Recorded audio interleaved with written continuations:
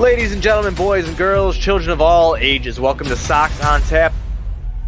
Tony, my first reaction is just, fuck yes, let's go. Sox versus the Twins. That's where it all starts. Because it all starts taking care of business in-house in the Central Division. That's right, I'm a meatball. You got to bring that top button swag, baby. It is always great to beat the Cubs. And I'm a homer, so I always say they're gonna. Dallas Keuchel Lamson got some beards that you should be afraid of. What everybody said when he gets out there, it's me versus the other guy, and I'm going to beat him. So I just love that mentality. It's cool and fucking tough. Steve, would you say that Tony is mad online? I would definitely say that. The White Sox winner.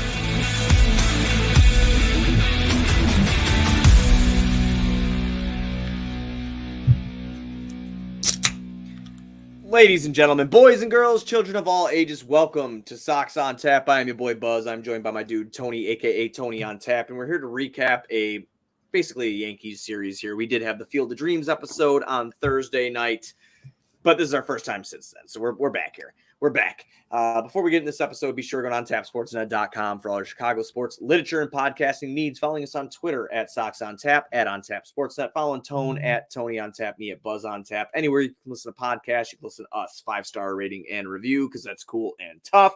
Check out Grandstand. You need some Sox threads. Probably that awesome hat that Tony's wearing right now if you're on the live stream. You can go to Grandstand. That's where you can get it. Go to grandstandsox.com. Check them out on socials at Grandstand Sox. Or if you're by the ballpark, just walk over to Grandstand. They'll hook you up. Anything you need, White Sox related or Chicago sports related, go to Grandstand. Tone, Sox lost the series, but you had a hell of a Thursday, and we're going to talk about that. But first, before we even do, how are you, man?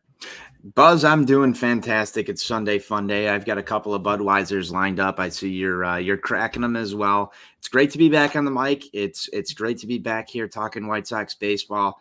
It was a hell of a weekend for the White Sox. We'll say that. Yeah, it was, man. I mean, it just comes down to, you come off such a high in the Field of Dreams game where Tim Anderson hits the walk-off home run.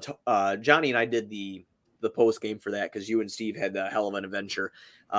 Yeah, we'll talk about that one too. Yeah, we'll definitely talk about that.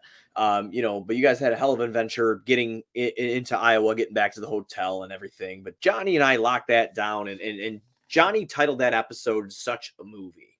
And it's because it had the makings of what maybe one day will be a movie because it was just so, Sox fans will love that movie. Yankees fans probably won't.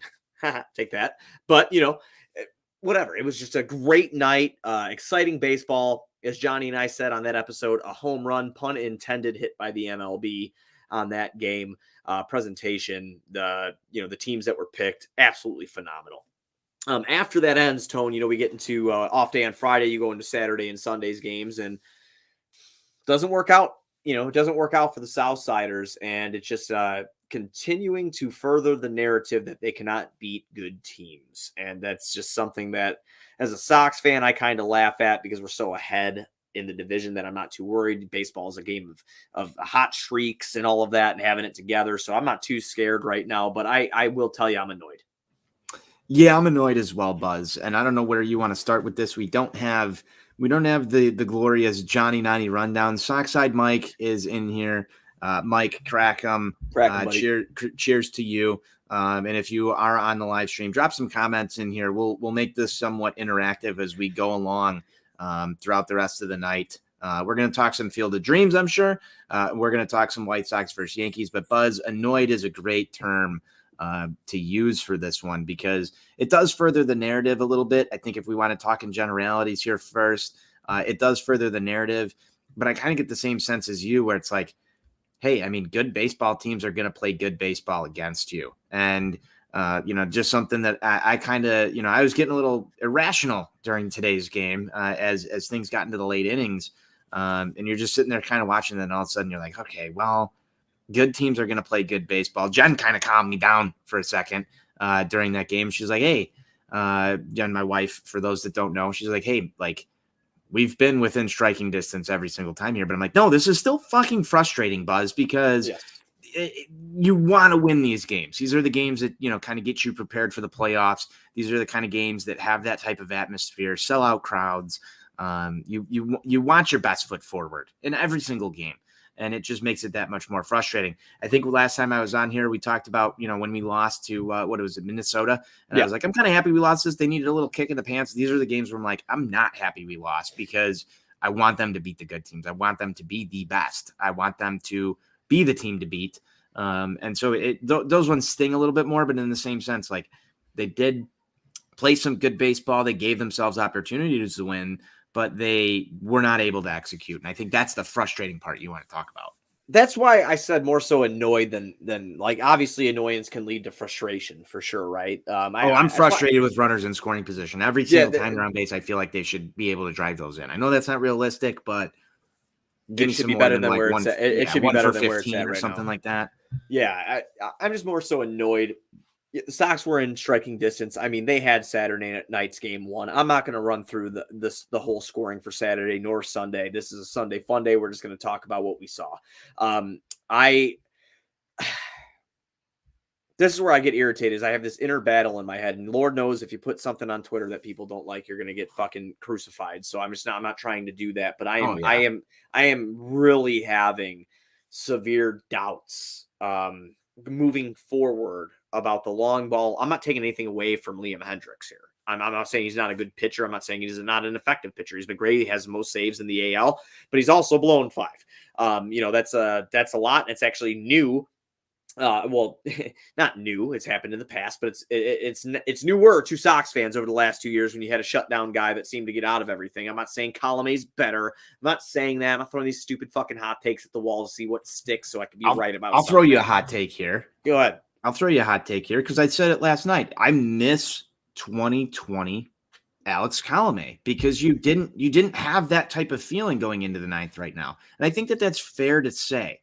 He made some buttholes clench, dude. Like he did every now and then. He did every now and then. Sockside Mike back again. Him and Kimbrel need to get their fucking shit together. I think that's a great way of saying it. I'm not mad that we have Liam Hendricks. I'm not mad that we have Kimbrel because I think both of those guys are lockdown closers. Yeah, they're great. But, in a way, I'd rather butts be clenched with runners on first and second and being able to get out of an inning than just the random home run. Because when you have that random home run, there's a run right away. Like Colomé didn't really give up the home run. It was more or less let's load the bases. Let's all fucking hope that we're going to get through this without any damage. And to an extent, he limited the damage. That was okay. Where we have the problem with Liam Hendricks, at least for me, is his home run rate is very, very gaudy. It's bad. Yeah. And, you're getting close to two per 9 innings worth of home runs here. That's not good for a closer because the long ball is so dangerous late in the game. Because if you're coming in a save situation or a tight, high leverage situation, 1 or 2 runs is the difference in a ball game, Buzz. That's the guy that shouldn't give up the home run. No, and you're right. You're right. And that's where I'm kind of leaning towards a shake up. And this has been mentioned by multiple other outlets. It's not just us here. We do have an article about it on Tap. It's switching over Kimbrel and Hendricks.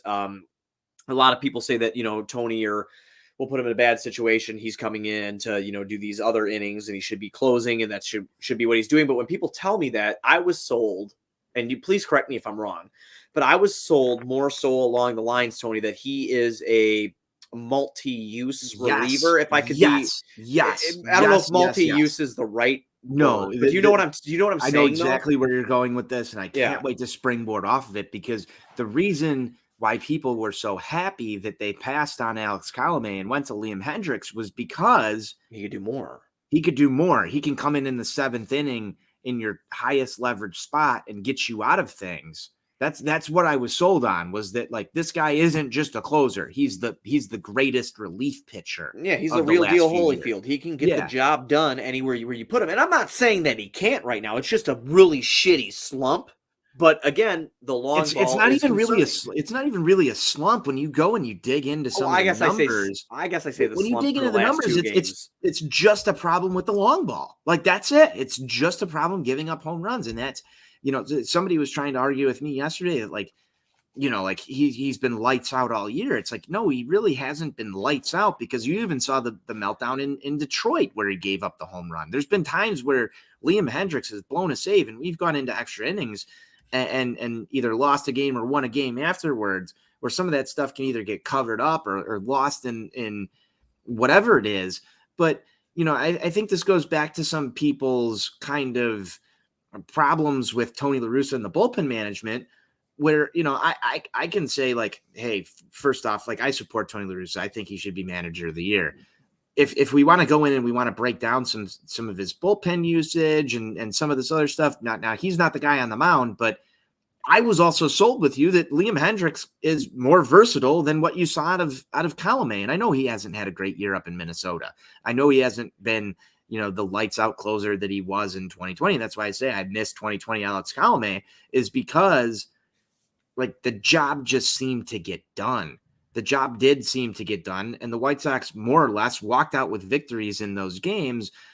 And I just don't know if Hendriks right now at this juncture, and it seems like since Kimbrel's been brought in, and this is all just eye test, this is all just how I'm feeling as a White Sox fan right now. It feels like since Kimbrel came in, like, there's just been problems with both of them. And I don't know if that's just a thing that both of them are going through, where it's like, okay, now I've got to outperform the other guy, and they get a little, I don't know, just they're leaving a ball where it shouldn't be. I mean, well, that's what you're seeing with Hendriks right now. You're seeing meatballs over the plate. Yeah, but you've seen it with Kimbrel too. You have. I mean, you just go back to yesterday, and Kimbrel had problems, and then people wanted to go crucify Liam Hendriks, and I put out a tweet. He's a problem right now. Absolutely, he's a problem right now, because if you're not closing down the ball game, Aaron Bummer's shit looks nasty right now, so maybe he deserves it. I don't know. I don't know what's going on with this. It just feels like anytime somebody's in there, the long ball is the problem versus walking guys, giving up a few hits. Things don't look as crisp, but the job still gets done. I don't know. There's just this unsettling feeling for a bullpen that should have been lights out from the get-go this year, that Rick Hahn had to go address, and then now is still a problem at the back end, because you've got Craig Kimbrel and Liam Hendriks both struggling at the same time keeping the ball in the ballpark. That's just not great. It doesn't feel good. It doesn't feel like a strength when this should be a strength. Right, and especially after last night's game, which was Saturday, if you're listening to this on Monday, Saturday night's game, when Pito hits the home run to tie it in the bottom of the ninth with 2 outs, absolutely electric shit. I felt confident with Liam Hendriks coming on, and I was like, okay, this is a big moment. He's going to redeem himself after the Field of Dreams game. That's in my mind, right? That's what I'm thinking in my mind. Obviously, it didn't go that way. And it was pretty fucking bad. He went a third with 2 hits, 3 runs, 2 of them earned. Obviously, you have the bat, the runner on second rule there. And he lets up a long ball and he gets pulled, and you could see he was visibly irritated after he was pulled. But I mean, my God, you just had to claw your way back into this game to even get into extra innings. So, I mean, there's a lot of issues right now in that bullpen that concern me, which is funny because I mean, in the beginning of the year after the Kimbrel trade, I didn't think I'd hear myself saying those kind of things, but this is where I'm at right now. I don't know what the change should be. And quite frankly, people that cover the team might have an idea. Like, I mean, I cover the team. I said the Kimbrel, maybe Hendriks switch, just get a little funky in there. Who knows? Maybe what you said, maybe go case by case basis. I don't have just a closer. I'm going to go with a guy that has some nasty shit right now and's not getting hit, and I'll take my lumps if I'm fucking wrong. Yeah, and see, that's so out of context for me, because I love the traditional defined role. I think you know this, that I'm a baseball traditionalist. I'm all about the nostalgia. I want the closer to be the closer. I'll wear that every day of the week. But right now, it's just like, I don't know. You heard Tony La Russa pregame today say that Liam Hendriks is ready. I hope he gets a chance to close today's ball game. He wants to go, and it's just, to me, like, I hear that, and I'm just like, there's a guy who, I mean, he's a competitor. I don't think that either of us are going to deny that. Liam Hendriks is the ultimate competitor. He wants to be there. He wants the ball in the 9th inning. And so far this year, I'd say he deserves it. I mean, he's got a career high in saves so far this year. He leads the AL. Yeah, he leads the AL. That's it. I don't know if it's his career high, but he leads the AL in saves. He's been he's been good. It hasn't been perfect, and he's on a big contract. So let's put some things in perspective. Here was a guy that came in and was billed as going to be your lights out guy. Obviously, like, we'd all love it if he never gave up a hit all year, but that's not going to happen. It's not realistic. It's not realistic. What hurts is when he does give up hits, they tend to leave the ballpark in save situations or high leverage situations when you have a tie ball game. So that's a problem. No, you're absolutely right. And to your last point there, it actually is a career high in saves for Liam Hendriks. 26 is his how many saves he has this year. In 2019, he had 25, which was the career high for him. Yeah, so and we're in August. Like, let's put that in perspective. Hey, who's coming in here saying that kind of stuff? Jeremiah, Astro's going to beat that ass. God damn it. Get out of here. You're being ignorant. You're ignorant. But no, it's annoying, man. Like, I don't know where to go from here. Again, thankfully, it's not my job to determine where to move. But again, like you said, you're more of a purist traditionalist. I don't really know what I consider myself. I kind of like to ride with that hot hand. Whatever feels right in that moment is kind of how I live my life. And then kind of based off of that is how I would kind of manage if I was a manager, which I'd probably be fucking terrible. But, hey, I don't know where to go if you have these two lights out guys struggling at the same time. And again, the lead in the AL Central is just so prolific, right now. It is. It's so I'm not scared. But I'm not either. I hope they figure this out. Yeah. Like, I hope they figure this out. And that's one thing that, like, I want to preach some patience here with this. And I think, like, okay, like, am I happy as a White Sox fan with this weekend? No, I'm not. I think that the Field of Dreams game, you separate that, like, the Yankees could have probably come in here and easily swept the White Sox, and we would be having a very different discussion right now because things would be a little somber. But at the same point in time, like, you do have the luxury of guys going through slumps right now and getting mad and being upset with the way that the White Sox played. But when you look at the standings right now, you do have that sort of luxury to figure this out right now. It's a major cushion, dude. It is a major cushion. I think that they can get through this, figure it out, get themselves ready for October. And Mike, better now than October. The same sentiment that I'm going for here is just the fact that you have afforded yourself this. You're still getting healthy. You've got Yasmani Grandal coming back soon. Hopefully, I know Tony La Russa said earlier this week that he's ahead of schedule. That's going to help your pitching staff. It should help your pitching staff. To have your most competent catcher behind the plate. I know we can get into some catcher stuff later on here, but from a bullpen standpoint and a pitching standpoint, there's some things that they've got to work out. And it's better that this is happening now than later on in the year.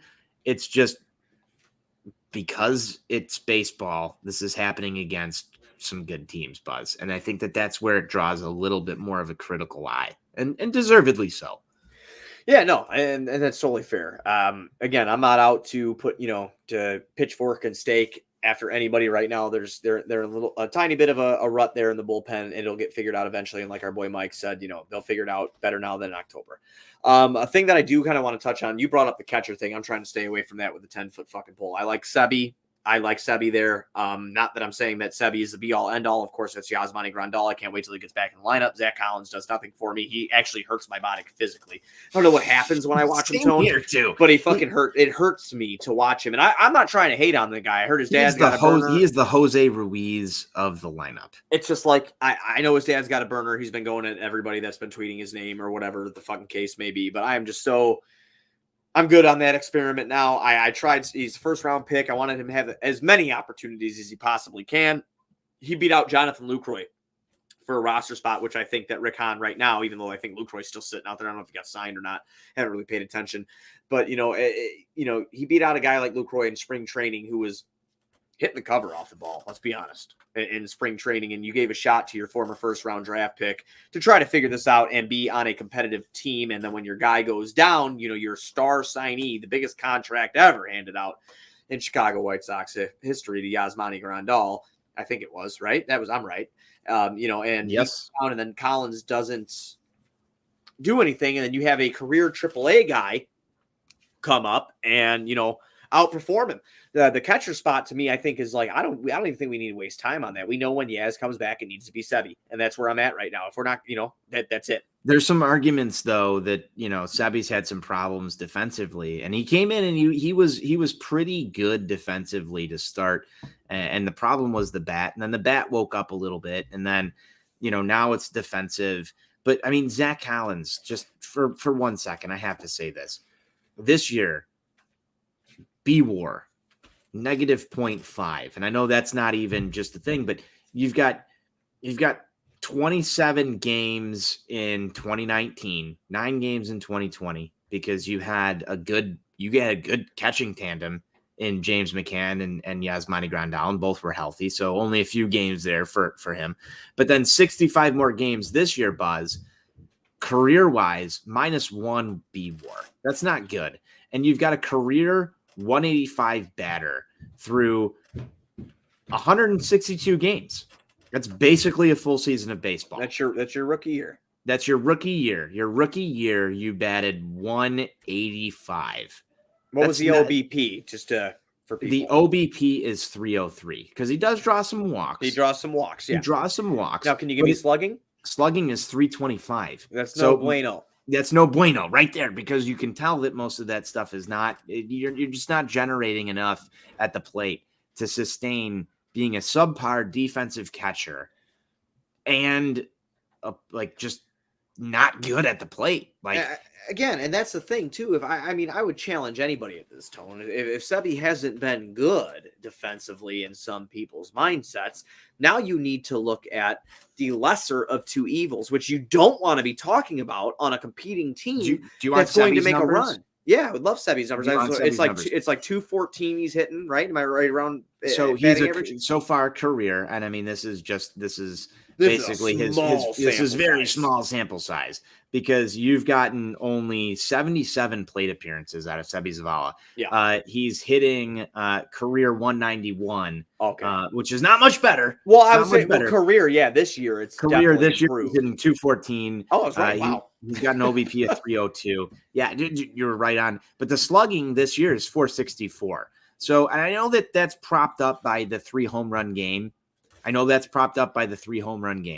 But it's at least something that you have to explore a little bit more if you're the White Sox, to see, which one of these guys sticks after Yasmani Grandal gets healthy, because you're not carrying all 3. No, you're not carrying all 3. No. That's not happening at all. And the thing is the neither of these guys are great. No, and the people that love WAR, if you go to B-WAR, Baseball Reference, okay, he's a 0.2, okay? He's a 0.2. So, I mean, obviously, the numbers there defensively add into that as well. 3 home run game, like you said, for the slugging. He's a better option to be there. You don't need the left-handed at bat with Collins being a left-handed catcher. I'm sorry if you hear the craziness upstairs. I gave Ren a kitty cocktail, and she's on fire right now. So perfect. That's my bad. But, it doesn't make sense. He has a switch hitter. He can hit from the left. I don't need Collins up here. I don't care if it makes Giolito comfortable. He obviously didn't pitch to him today. And then maybe that's why we saw 100 pitches through 5 or 4 or whatever the fuck it was. I really don't know. But as far as the catching thing goes, I'd be hard pressed to agree with anybody about Zach Collins being here when Yasmani Grandal eventually returns. I would be hard pressed. The only thing that I go back to is I haven't heard really anybody, and I know he caught the no hitter for Rodon earlier this year. Collins did. Yeah. That's great. That's a huge accomplishment. I'm happy that Collins was there to do that. I'm not gonna go shit on a guy who's caught one of those. But when you've got your ace of the staff, and that's Lance Lynn, talking about Sebi Zavala being the complete package behind the plate, and you've got Lucas Giolito now throwing to, I think it's Sebi Zavala for 3 games in a row. It just tells me that there's a comfortability. I guess you can stop me. Yes, there's familiarity with both of them for Lucas. I said comfortability. Comfortability. Yeah, because I don't think Lance Lynn's just going to come out and talk shit and say that. I mean, what does he gain from that? No, Lance Lynn doesn't gain anything for going there and outside of trying to prop Sebi up a little bit, and give him some extra confidence. Lance Lynn gains nothing from saying Sebi Zavala is the complete package behind the plate or anything like that. outside of just pure genuineness from him. Right. Because, and if you go back and you go look one or two ways, Tony, with that, because you could upset Collins while propping up Sebi and knowing Sebi can't catch every day. I mean, he said that because he feels confident. It's a comfortability thing.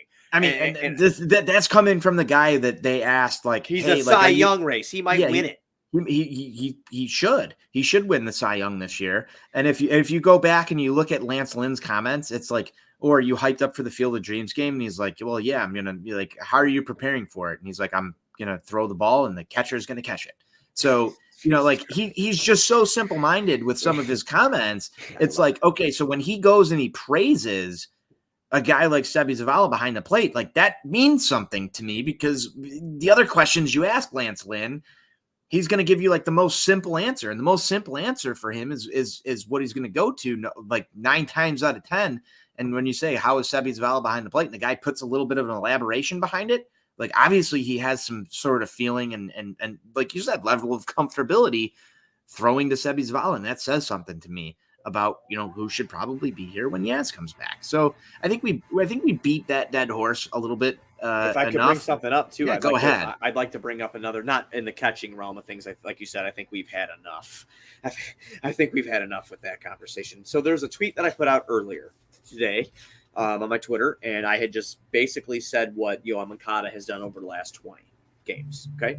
Obviously he is in some sort of hell of a slump. Has not been the Yoan Moncada that we've been accustomed to. And then he had, he was batting damn near 300 up in June,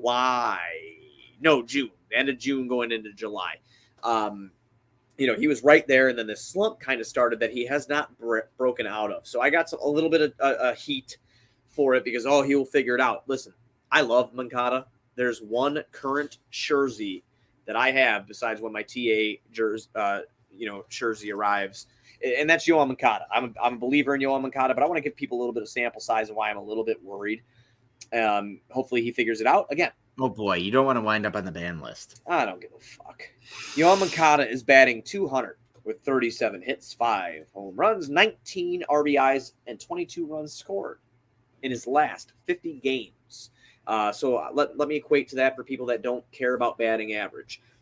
He's had 185 at-bats in that time. He has hit 8 doubles, 1 triple. Again, I already told you he hit 5 homers, drove in 19. Batting average was 200. Slugging is 335. His on-base percentage is 297 in his last 50 with a 632 OPS. So, again, can he break out of it? Absolutely. That's definitely fair to say. He can absolutely break out of it. Right now, when he comes up in positions to get the job done, it hasn't been very good. Has not worked out for the Sox. He's striking out again a lot at the plate. He seems to be chasing a little bit. And this all ties into the point that I'm making. Is when you have your guys that you really need to rely on when you, for some reason, can't score with runners in scoring position. So let's talk about Saturday for 1 sec, Tone. We'll tie it right into Sunday. We're not spending too much time on Saturday. But Saturday's game, the White Sox went 1 for 12 with runners in scoring position. Okay. They follow that up on Sunday. Okay. They follow that up on Sunday with a 2 for 6 performance with runners in scoring position. That is something that needs to change. And I really think Moncada's bat needs to wake up because I am seeing the guys that are batting in front of him being 1 Jose Abreu, 1 Eloy Jimenez, and Vaughn's kind of, I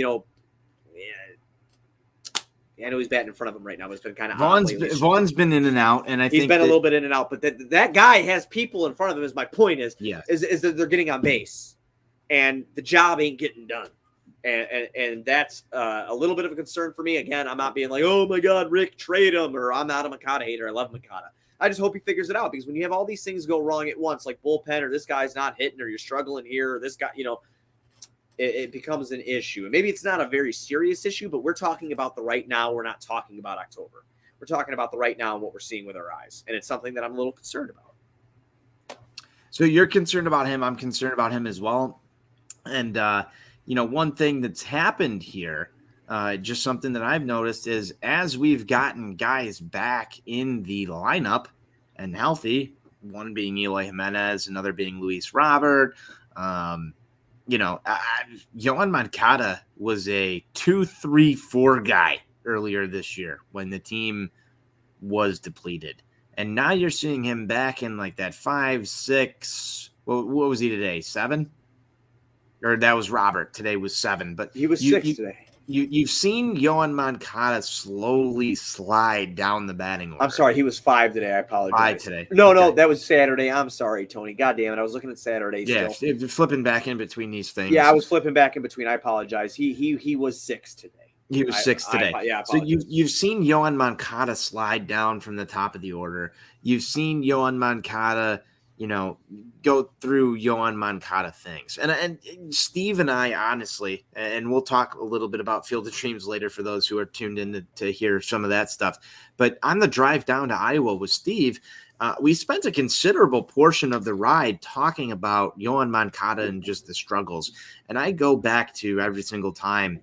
The electricity in the ballpark when Yohan Moncada arrived to the White Sox was the first flag posted in the rebuild. It was that first moment when White Sox fans felt hope for this team.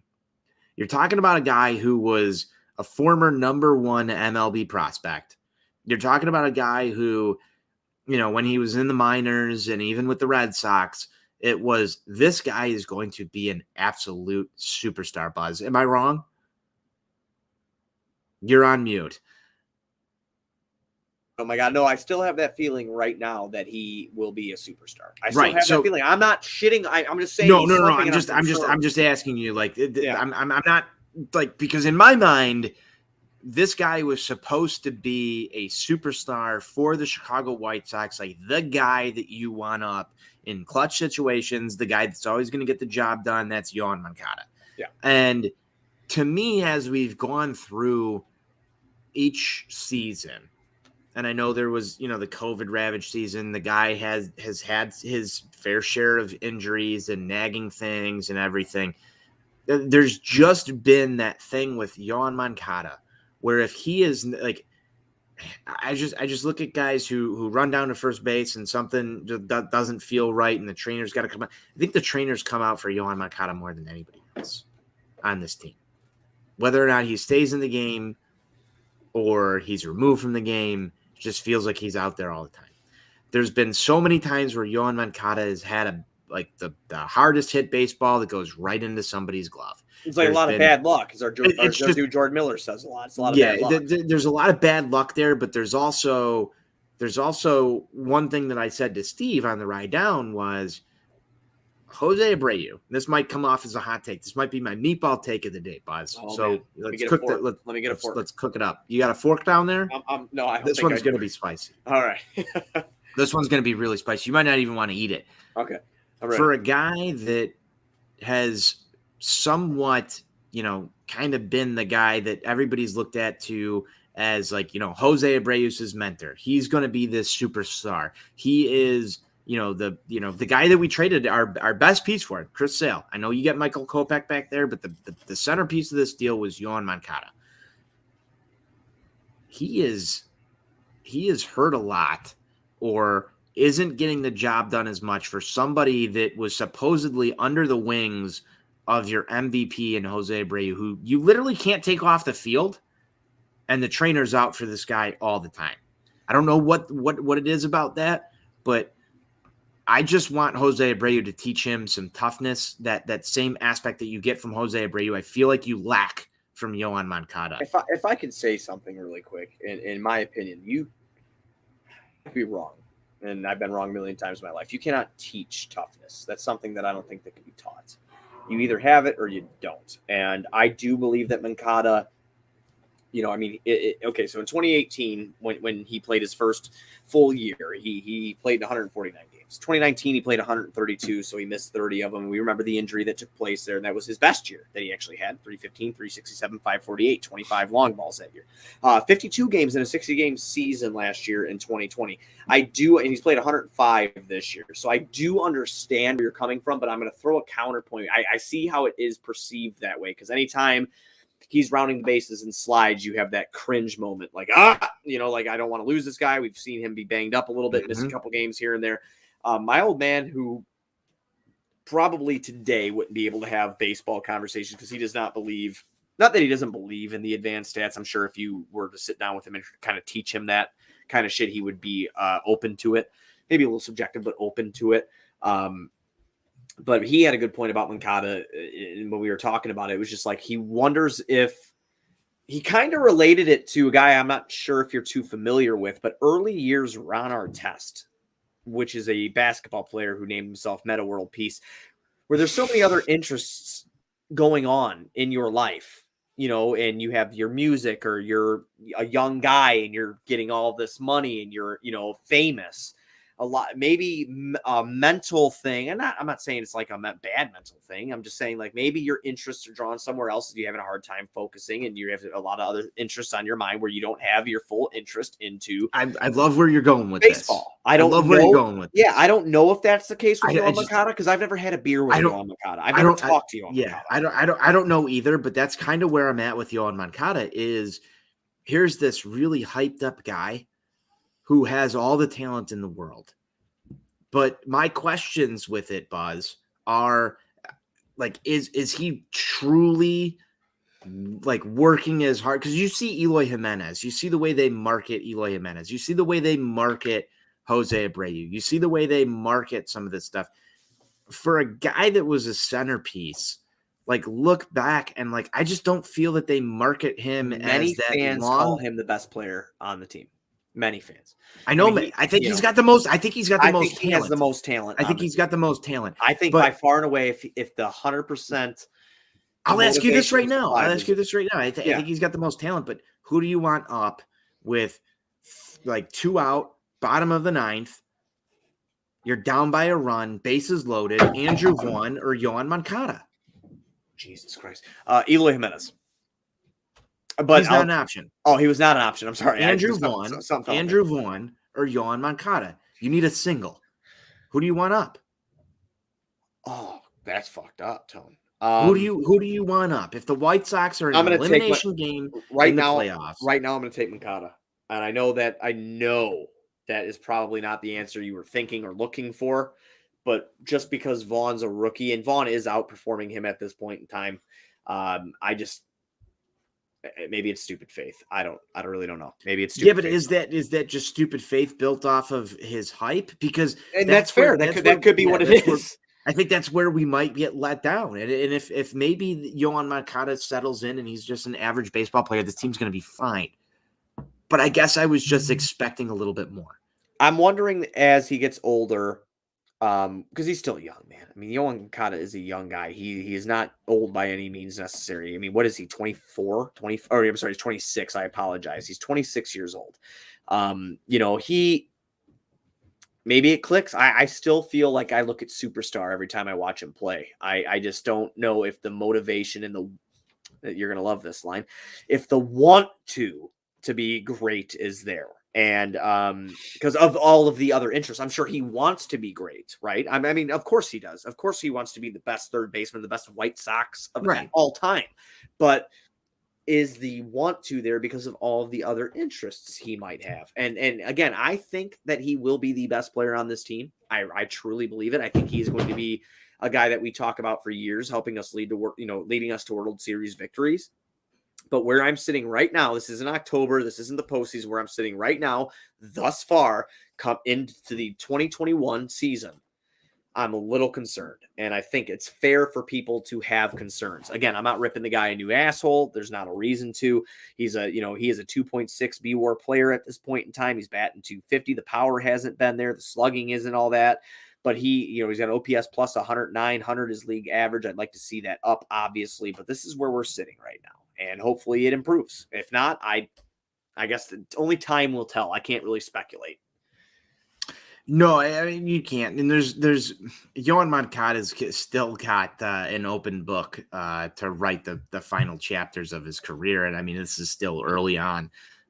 He's in chapter 4 of he's in like chapter 7. 4.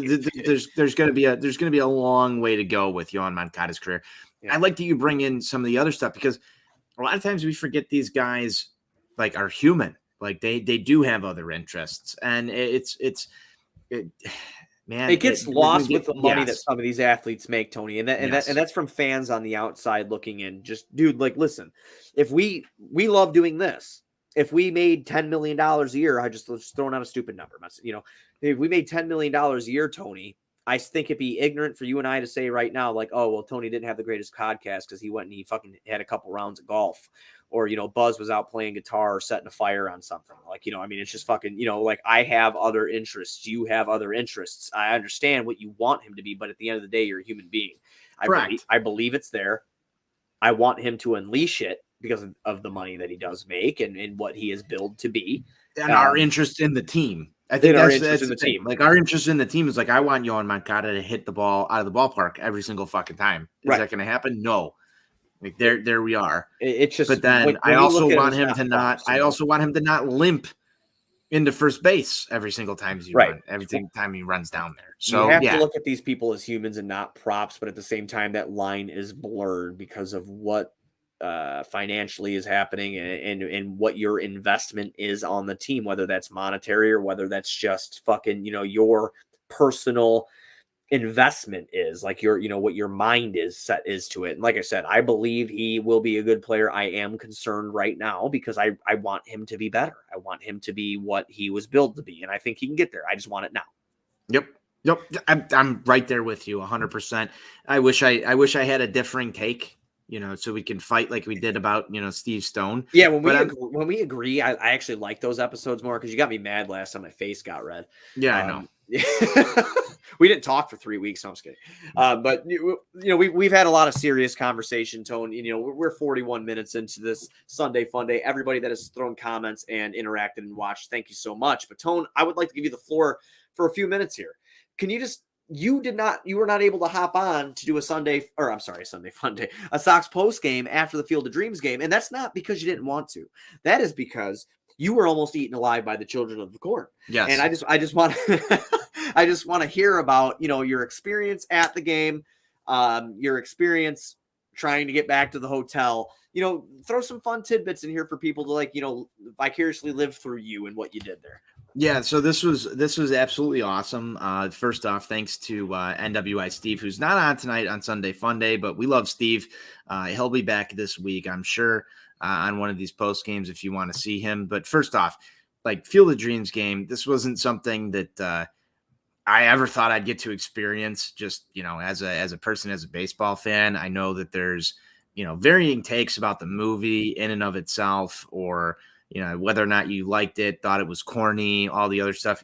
Corny. We'll get into some corn stuff here as we go along. But Buzz, I mean, this was just, I don't think baseball helps itself a lot when it comes to, good fan experiences or doing the right marketing things. This is the first time outside of going to Fan Fest at McCormick Place when the White Sox had the All-Star game in 2003 as a kid, where I was like, this is awesome. This is a baseball thing that's absolutely awesome. And it was. Every aspect about the Field of Dreams game was awesome. You being there in person now, I know you didn't get to see all the cool cutaways on the. So I did. So I will preface this. I watched the game in its entirety afterwards, and I'm gonna get into a little bit. Yeah. So give both me of those things. Give me the there in person, when the players start coming out of the cornfield and all of that. Like, give me that there in person in the atmosphere. I'll run this down from the aspect of from the moment we walked in. So we go down this dirt road, right? You're coming down this dirt road heading towards the Field of Dreams, and you get put into this parking lot, which is what I would imagine in most years somebody's like fucking crap, man. Like, we're not in Lot B anymore. You're pulling in, you're seeing people tailgating. It's fucking fantastic. There's White Sox flags flying like it's Lot B. And out in the distance, all you can really see, Buzz, are lights for a stadium. And you're in the middle of absolutely fucking nowhere. And you're on the set of a movie that, it means a lot to people. It means a lot to baseball fans. It's a cult classic, if you will. So you pull up and you're like, at this point in time, from where we parked, and we got in there pretty much right when it started. From where we parked, you couldn't see the house, you couldn't see the actual Field of Dreams. You just saw some corn, you saw some cars and tents and things. And I pulled in with Steve to the lot, and we get out of the car, and it's like, okay, this is going to be a long walk. This is going to be a decently long walk. You walk through, and as I'm walking up, I'm just like, where is the movie set? Like, where's the actual Field of Dreams? Get through security, and you're greeted by this little sign and this little bridge. And right across it are, the house that the movie was shot in, the Field of Dreams. There's a couple hundred people out there. You've got guys walking around, in 1919, 1920 White Sox uniforms, taking pictures with people. There's a giant Budweiser truck. I'm like, this is my heaven. This is like legitimately my heaven. It's not heaven, it's Iowa. It's not heaven, but it's Iowa, but it's my heaven, because you've got a Budweiser truck. You've got a good baseball movie set that you've got here, and you've got all this corn, and off in the distance, you've got this giant field with these light posts and everything. So we walk in, and we're immediately greeted by the Chevrolet stand that's giving out these hot dogs inside of apple pies. And I'm not an adventurous eating person, Buzz. I don't know if you are, but I'm like, Steve, this is your game right here. You're a hot dog guy. Let's get you an apple pie hot dog. And what I thought, I was like, this is going to be like $13, right? Like, to try and get him an apple pie hot dog. It was free. It was free. It was like the first time I've ever been to an event. To a sporting event, nonetheless. To a sporting event, and there's like free food. So like, he's waiting in line. I'm standing on the side. I said, I'm going to take a video of you like eating this so we can review it and all this other stuff. And I'm like, here you go. Like, this is on me. I just want the content. He walks up, free bottle of water, free apple pie hot dog. I'm like, this is interesting. This is absolutely interesting to me, because they're giving away free stuff. Steve eats it. He said it was way too much apple pie, not enough hot dog. Here nor there, they're giving away free food. So I'm like, this is interesting, because I knew that the prices of the tickets were high. So I'm like, oh, is everything going to be free? No, of course not, because MLB needs their money. But I thought that it was a cool touch that would, like, the first thing you saw when you walk through there is some free food for everybody. So props to the MLB, props to Chevrolet, props to Guy Fieri, who I guess created these things. So got that, went grabbed some Budweisers from the Budweiser train car, which was really cool. They had a second level on that thing, so you can go up on top, and you had a great view of the field out in the distance. So we made our way from there. We went out by the field. We ran into Ron Kittle. We talked to Ron Kittle for a little while, which was awesome. Went on from there, just kind of walked around the field a little bit. And then what was interesting to me was they didn't really tell people like how you're going to get to the field. Like, I knew that they said you're going to have to walk through the corn, but I thought that there would be an opening. I thought that there would be like some center field opening. So you actually kind of like had to get out on the field. And then we ran into Sam Mendelson. We talked to him for a little bit out in left field of the actual Field of Dreams movie set. And we're like, okay, let's go watch BP. So we start looking around. We're like, how do you get to the field? And then we realized, and maybe this is just my own ignorance, but it was really cool for me. You actually had to walk through the corn in center field to get through that. So that's awesome. You just start seeing people like randomly, and this is like maybe 2 or 3 hours before the ball game starts. You see people walking out into the corn, and you thought like, okay, they're just going out there to take pictures and walk back through, but people are legitimately just disappearing into the corn and not coming back. Some say they never came out. Because because they were going through to the ballpark, which I thought was just the most excellent touch of the night. And when you get to the corn, they had speakers planted there that were playing kind of the music from the Field of Dreams, and you're walking through, and you've got like James Earl Jones like pumping his speech about like baseball and all this other stuff, and right there, like that's where I started to get the goosebumps. Is walking through the corn to go to this path where they've got the corn maze and the actual baseball field. Every single person who attended that baseball game had to have that experience where you disappear into the corn just like the baseball players did in the Field of Dreams. And I thought that that was just such an excellent touch to the night that like not one person who went there is not going to remember, because it's the weirdest thing.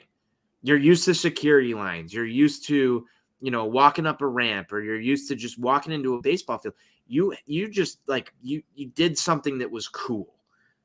And so you go through that. They had beer vendors there aplenty.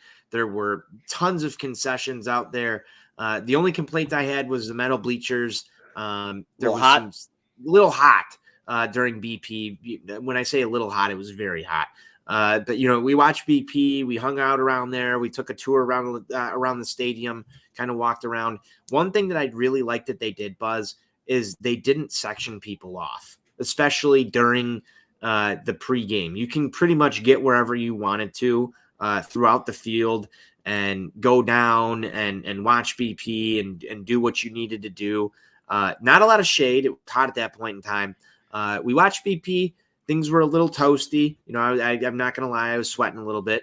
But then we headed back over to the field, went to the gift shop, looked at the house again, kind of just, took in the scene a little bit, and then headed back on over to the field. What I didn't realize is how much I was actually walking, because I just wanted to experience the whole entire thing. Oh, absolutely. So that was pregame. I mean, it was really cool. It was basically, a tailgate inside there. They had cornhole set up, or bags, as we like to call it in Chicago, out in the field, out in the right field of dreams area. There was people playing catch with their kids. Like, it was just baseball, man. It was everything that you would want to see in a pregame, except it was on the Field of Dreams, which just made it just so picturesque, so cool. Lots of things to do for baseball fans. Free food, beers. They actually ran out of Budweiser before first pitch on the Field of Dreams side. I can't tell you whether or not I contributed to some of that, but I'm sure there were other people contributing to it. But I think that that's proud. Like, when you get there and they say, like maybe 20 minutes before first pitch, you walk up to the beer stand and they're like, all we have left are Michelob Ultras. So, hey, that's a good day for Budweiser. That's a good day for me. But let's get into some of the game stuff. So we get there, and I want to talk about your aspect, because I watched this from TV. I watched it from the TV side.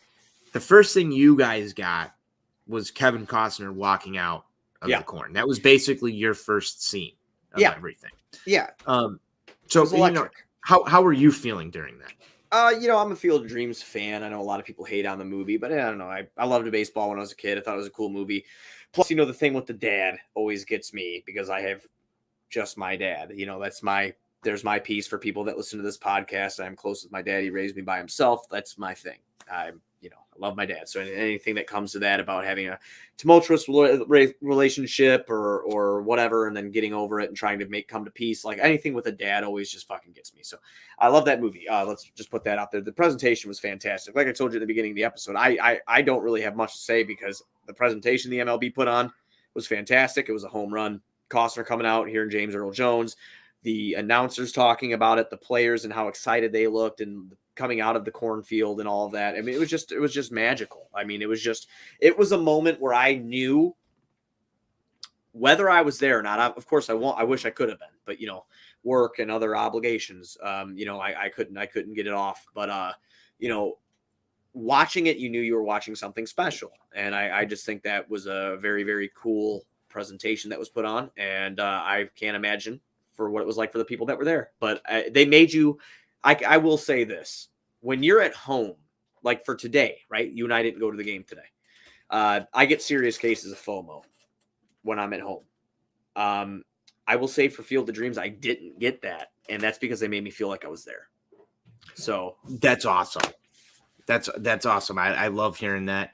For me, I actually thought that I was going to enjoy that game more at home, just for the theatrical versions. I'm not going to lie. I was worried that, like this was going to be a movie experience that was, better seen from TV.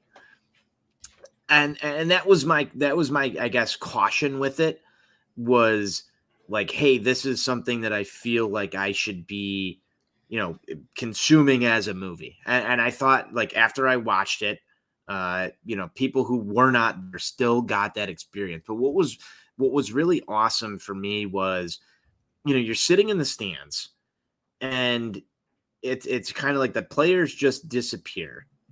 Like they come in after their warm-ups, they disappear, and then it just gets quiet there. Like it got quiet for a little while. And you're sitting there waiting, and the music cues up, and like we knew that the players were going to come out of the cornfield, right? Like I knew that was going to happen. What I didn't expect was that like the full teams were going to come out, or that Costner was going to come out, and there was going to be this thing. So I'm sitting there with Steve, you're waiting, you're drinking a beer, and we're just like, okay, they're going to do something theatrical here. Costner comes out, and the music's playing, and he's walking along the line, like he's walking on through the outfield. And my phone just starts blowing up. I'm not going to lie. Like my phone starts blowing up with a bunch of guys who love baseball. And I'm not going to name names, but I'm getting texts from people like, oh my God, I just started bawling my eyes out. Like this is incredible. As the players are walking out on the field, and you're getting texts from people, and I'm sending pictures back and forth. And everybody I knew, everybody that I talked to, just about baseball and stuff. And, we've got the Sox on Tap chat and all such. Everybody at that moment, the coolest part for me was that like baseball was the center of the universe at that moment. Everybody stopped. A lot, like your casual baseball fan. It doesn't even matter if it's, White Sox fan. It's just your casual baseball fan. A lot of people fucking were tuned in to that moment. And I thought that it was so genuine and yet scripted at the same time. But it was so cool the way they did it, because put it this way, I don't think there was anybody who even knew how the players got into the corn at that point in time. Because when you're watching it live from Iowa, nobody saw everybody like stage up out there. You couldn't fucking see it. And they all just start pouring out of the corn. And then when it goes to commercial break, this is the one thing that I thought was the live experience that kind of like inundated the crowd with this overly sentimental like moment of nostalgia. When it went to commercial and when they were interviewing Aaron Boone, during that time, after Costner comes out and you've got all the players on the field and you hear the national anthem, it broke to the James Earl Jones speech for the crowd. And so before the game, you're hearing one of the most recited lines in baseball, lore or whatever, in baseball pop culture from James Earl Jones talking about, just how baseball has been there through all the years and everything. And it's like, how do you not text your dad at that point in time? And what was crazy to me is I watch every White Sox game, Buzz. I know you do too. During that little intro, and while all this is going on, my grandfather's calling me, my dad's texting me, my uncles, guys that, were there for me when I was a kid, who knew I was at the game, and they're like, this is so cool. And for me there, I'm just choking up at this point in time, because this was baseball heaven. And I watched the game again, like I said, a couple times, and Joe Buck commented on, he did a phenomenal job, by the way. Well, a lot of people don't like Joe Buck, but I thought he did a good job. I thought he did a good job as well. But he commented on how the crowd was silent. And I think part of the reason the crowd was so silent was like it felt like being in church for me. Like as a baseball fan, Buzz, it felt like being in church. Yeah, you were in baseball's church those first few innings. It didn't matter what happened. It didn't matter who was going to win this game. This was something that was so special. This was something that was so unique. This was something that was so just out of the ordinary. And it was for just some people, it was a once in a lifetime experience. It was, yeah, it was. And I know we're going to talk about, the Field of Dreams game 2 that they're going to do next year. And as they should. It was a huge success. And yeah, sometimes does it suck? Doing something twice and trying to catch lightning in a bottle again. Of course, maybe it won't work out, but MLB, again, this is probably one of the best things they've done in years, where Rob Manfred and company are gathering praise from, because this was a huge monumental moment. Now, obviously, as the game went on, Tone, it was, it got crazy. Sox, go down early. They lead. They get the home run from Abreu. I'm not going to break down the game, but they lose the lead. I want you to talk about the bottom of the ninth. That's what I want to go at, because I know that's what a lot of people are dying for right now. Yeah, I know a lot of people want to hear about the bottom of the ninth. And just before that, one of the other cool moments that I guess are, noteworthy, and Mike brought it up. It was a perfect presentation. And yes, we saw Tony on TV, Tony and Steve on TV, just soaking it all in. That is the most my phone has ever blown up in my entire life. I just have to say that, like, that was unreal, because I'm sitting there and we're just watching this game, and all of a sudden the guy next to me, this is how I found out about it. The guy next to me like taps me on the shoulder and he's like, "We were just on TV." And I'm like, "What do you mean we were just on TV?" And he's like, No. Like, my wife's at home and she saw us on TV. And I'm like, "What do you mean?" And so he shows me this text, and it's got like him circled on like the iPhone, like, edit. And it's like got like an arrow down to him, and it's like Aldo. And like, I'm sitting next to him, like half fucking like grayed out by this fucking line that, somebody photoshopped on it. I'm like, "Send it to me. Like, I don't even care. Just send it to me." And I had it too.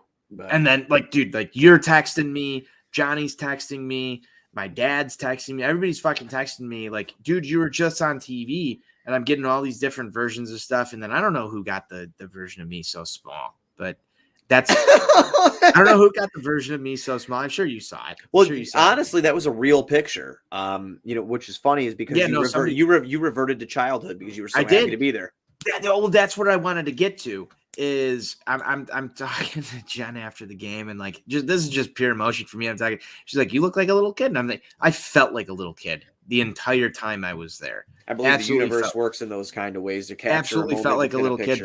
That's how small I was. That's how small I was. That's how insignificant I felt in the whole moment of everything that was going on there, because it just felt so much larger than life being there. So let's get to the ninth inning. Let's get to the ninth inning. You got Liam Hendricks in, the home runs.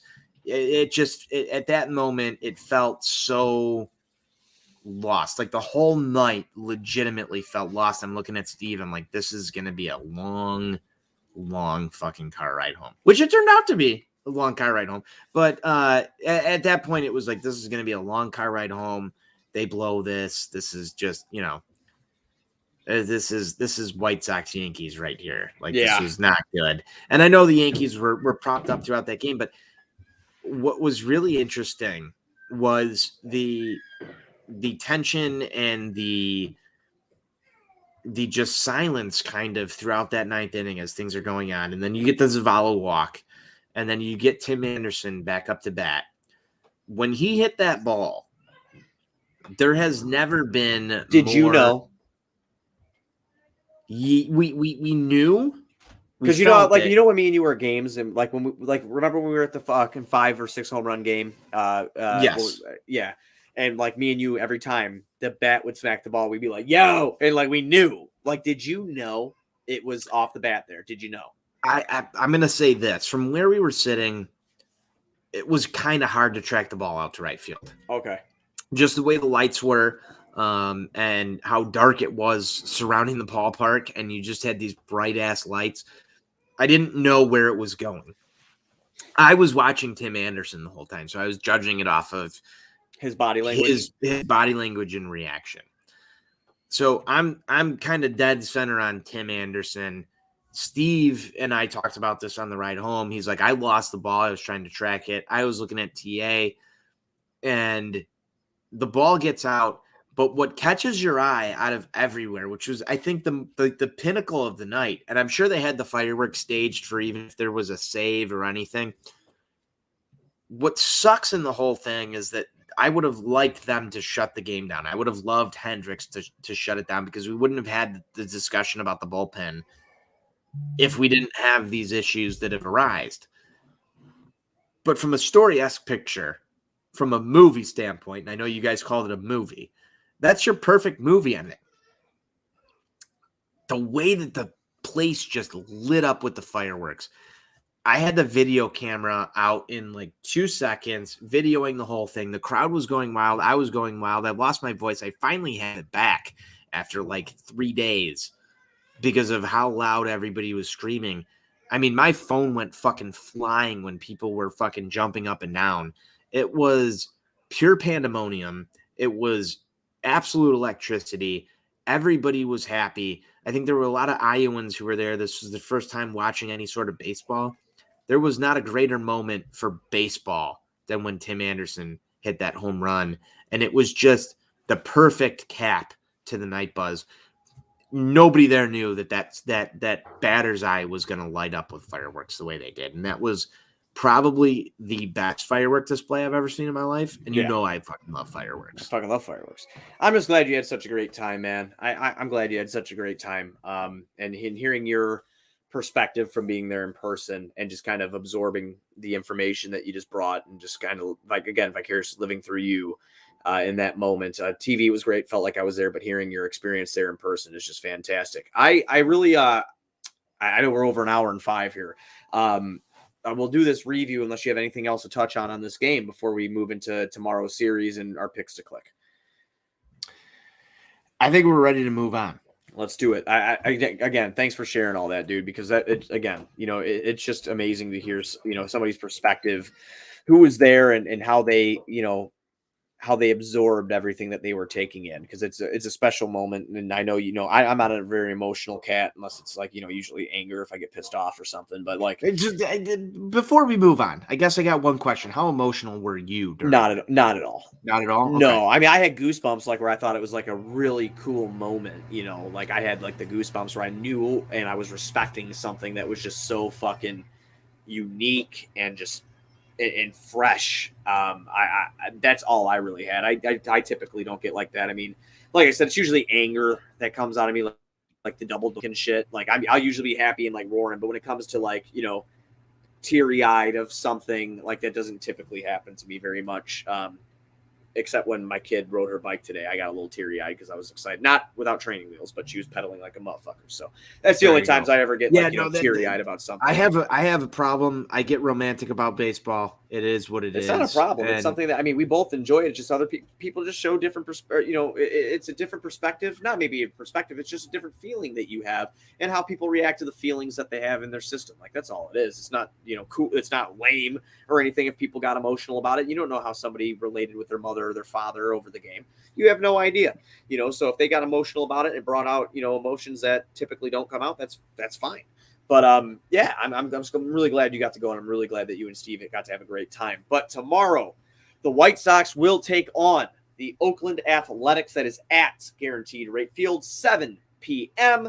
Frankie Montas, 9-8 with a 3.98 ERA, 131 innings pitched, let up 126 hits, struck out 146, 36 walks, 16 home runs let up, going up against Big D Diamond Dallas Keuchel, 7-6, 4.51 ERA, 125 and 2/3 innings pitched, 125 hits let up, 77 strikeouts, 42 walks, 21 long balls let up. Tone, Oakland is 68-50. They are a very good team. It's going to be another test for the White Sox. I'm just gonna go with my pick to click right off the bat. And I'll probably cry when we win the World Series. That probably will happen. I'm going to go with TA tomorrow. It seems when I pick TA, he performs. I'm going TA with the pick to click. Who you got? I love my guy Gavin Sheets down in Charlotte. He hit another bomb today. I know that's highly contentious here because he's not in the lineup. But Gavin Sheets, man, I wish he was here. I'm sorry, White Sox sale. Another meatball take. I wish he was here over Jay Clam. I have to bring it up. Yeah, I'm sure we're all there. But is he your pick to click? Is he going to hit a ball? No, I'm not going with him tomorrow. I want Eloy Jimenez. Okay, that's perfect. That's perfect. Everybody, thank you so much for joining in on the live stream of Sox on Tap Sunday Funday. Tony, thank you for sharing the Field of Dreams experience that you and our big brother NWI Steve took part in. We will be back tomorrow in some variation of the crew after the White Sox hopefully beat the Oakland Athletics. In the meantime, be sure to go to ontapsportsnet.com for other Chicago sports literature and podcasting needs. Following us on Twitter at Sox On Tap, at OnTapSportsNet. Following Tony at Tony On Tap and me at Buzz On Tap. Anywhere you can listen to podcasts, you can listen to us 5-star rating and review because that's cool and tough. Any White Sox gear, Field of Dreams gear, any gear you need, White Sox related or Chicago sports related, check out Grandstand. Go to grandstandsox.com. Follow them on socials at Grandstand Sox, or if you're at the ballpark, just walk over there. They'll hook you up. We'll be back tomorrow. Like I said, White Sox forever. White Sox forever.